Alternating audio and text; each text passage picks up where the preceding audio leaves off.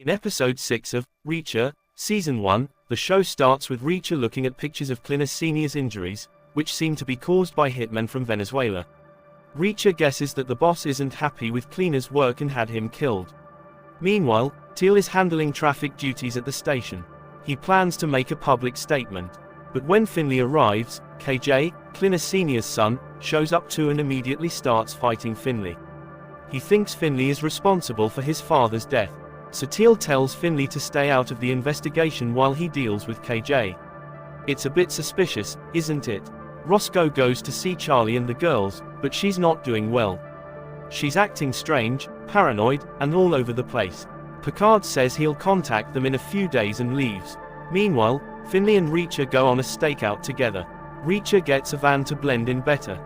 They watch Clina's warehouse while we learn more about Finley's past. It turns out his wife has passed away, he's not divorced or having problems in his marriage. Finley left Boston because the memories of his late wife were too painful for him to handle. He felt like he had failed her. This conversation is touching and helps us understand more about Finley and what motivates him. But then they notice activity at Clina's warehouse. Clina's nephew is getting ready for another delivery, less than a day after Clina Sr.'s death. This raises suspicions, so they decide to follow him. The driver stops at a motel to rest, giving Finley and Reacher a chance to search the truck and find out what he's hiding. But to their surprise, the truck is empty. It seems he's not transporting money after all. Reacher goes back to focusing on his brother's note and calls a person named William Bryant for information. Sadly, he learns that Bryant was killed earlier that morning. Now they have to contact another person, Professor Castillo. It seems the hitmen haven't reached her yet, so Reacher rushes to make sure she stays safe. While they are staying at a safe place, someone finds out where they are hiding. Roscoe tells Charlie to take the kids and leave while she deals with the men watching them from a black car nearby. Roscoe successfully stops the two men by using a grenade and clever tactics in the woods. Later, Roscoe catches up with Charlie and the girls, and they all leave in the morning. They hike through the woods until they reach a diner. At the diner, Charlie reveals that Paul was heavily involved in something serious, and she was aware of it. Clina persuaded Paul to go to Venezuela with him and meet an important client.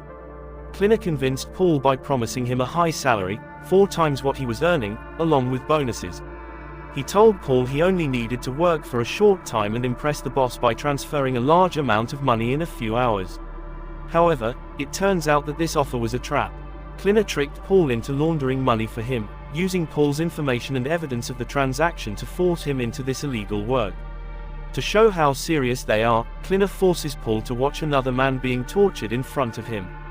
Reacher pretends to be Castillo's lawyer and meets her at the police station. She confesses that she and Joe were working together with Bryant, helping an agent with global counterfeiting. They discovered that counterfeit bills were being made in Georgia, which shocks Reacher as he realizes he had misunderstood the situation. It's discovered that the counterfeit money is being made in the US and then sent to Venezuela. Reacher realizes the seriousness of this situation and asks the desk sergeant, Diaz, to help keep Castillo safe. He insists that she needs protection without official records. Diaz agrees to help. Realizing he's being followed, Reacher confronts the attacker and defeats him using his tie in a back alley. Despite getting blood on his new suit, Reacher manages to escape and live to fight another day.